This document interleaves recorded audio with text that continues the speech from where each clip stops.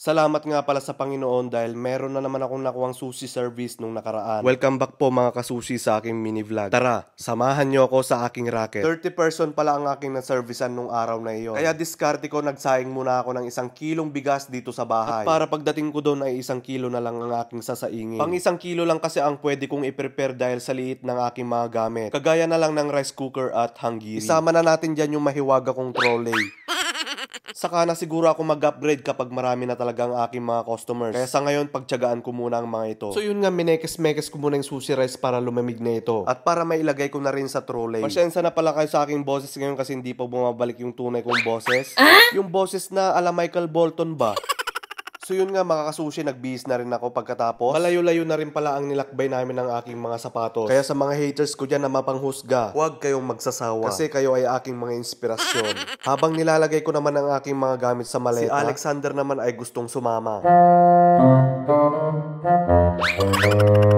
Yun nga mga kasushi, yung sinaing kong 1 kilong rice ay nasa loob na pala ng rice cooker. Hindi ko pala alam kung paano ko pagkakasyahin ang aking mga gamit sa mahiwagang maleta. Dahil that time nagdala ako ng malaking chopping board. Dahil wala sila neto sa pupuntahan ko. Dinala ko rin pala yung blue torch pang eksena. At syempre, hindi mawawala dyan yung ating mga pangmalupitan ng mga sauces. At mga pang toppings. Na kapag kinain mo ang sushi ay hindi mo makakalimutan si Chef Miller.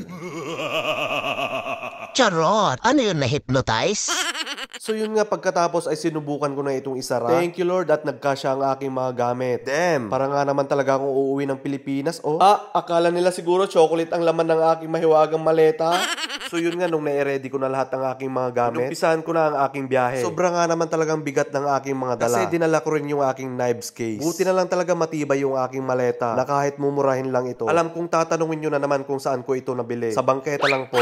At alam kong magagalit na naman kayo dahil iinom na naman ako ng Red Bull. Alam ko naman na masama ito. Pasensya na, ngayon lang ulit. At hindi naman lagi. Mapapalaban na naman kasi si Chefy nyo. Ay, sadya. Nung paparating na yung bus papuntang Termini ay sumakay na agad ako. Sa dami ng aking mga dala, tignan nyo naman yung itsura ko, mukha ng pagod. Kaya ininom ko na yung Red Bull para gumana na ito. Nagpapasalamat nga pala ako sa mga nag-comment nung nakaraan dahil nakita nilang uminom ako neto. Pero inulit ko na naman.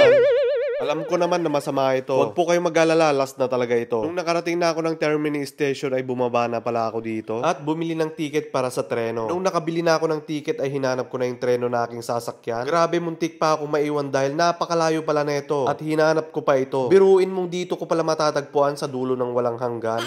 Kinanat to yan, nabanlog na si ako. Iyawa, grabe talaga ang hingal ko dito mga kasushi. Sa tingin ko sinadya talaga ang mga pagsubok na ito para makapag-warm up.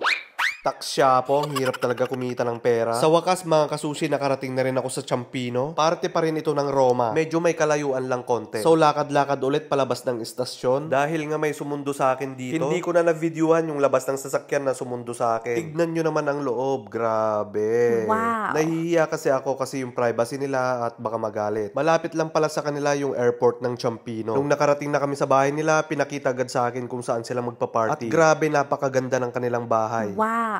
At yun nga, nagumpisa na agad ako magtrabaho dahil napakadami kong preparation. Nakapagsaing na rin ako ng 1 kanin that time habang nililinis ko ang mga isda. Gusto ko lang i-flex yung kusina, grabe, napakaganda. Ganito ang pinapangarap kong kusina. Ang sarap sigurong gumawa ng content pag ganito. Kasi pwede mo agad i-upload sa YouTube. Tignan mo naman ang ref. Wow. Sosyal. Napakabait pala nung may-ari ng bahay dahil sinabihan niya ako na pwede akong mag-video. Ituring ko daw na parang bahay ko lang. So yun nga, itinuloy ko na yung paglilinis ng isda kagaya ng sibas, tuna at mga salmon. Kasama na rin dyan ang Mazzara Red Shrimp. Isa sa pinakamahal na hipon dito sa Italia. Dahil nga gusto nilang gumawa ko ng sashimi at ceviche para sa kanilang appetizer. Syempre, meron din akong edamame that time pero hindi ko lang na-videohan. Ayun si Chefy, pangiti-ngiti na lang pero pagod na yan. Napalaban talaga ako dito kasi puro sushi lang naman ang kanilang handa. Wala nang iba.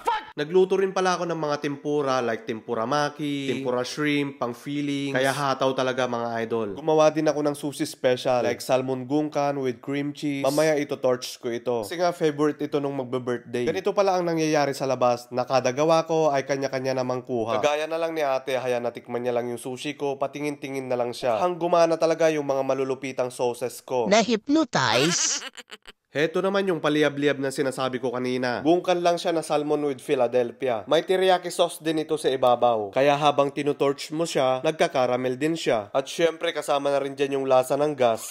Joke lang. Masarap talaga yan. May pistachio pa sa ibabaw. Yun nga nung natapos na ako, nag-video naman ako sa surroundings. Hayan, may mga round tables pala sila sa baba. Salamat sa Panginoon dahil makakauwi na rin ako niyan. Dahil isa-serve na lang nila yung mga dessert. So, bahala na daw yung dalawang kasama ko. Kasi paparating na yung maghahatid sa akin. Ito nga pala yung mga nakasama ko na tumulong din sa akin na isang Peruviana at isang Italiano. Dahil nga nakita nila yung aking Instagram account, pa-picture muna daw kami. At salamat sa Diyos dahil natapos din ng maayos ang event. At silang lahat ay kontentong-kontento. Ayan, dahil nakita ng may-ari ang aking pagod, pinahatid na niya ako sa isang malaking van, kahit ako lang yung pasahero. Ayan guys, kita nyo naman, daig ko pa yung laseng. Hanggang dito na lang mga kasushi, salamat sa inyong panonood, see you in my next vlog. Bye bye!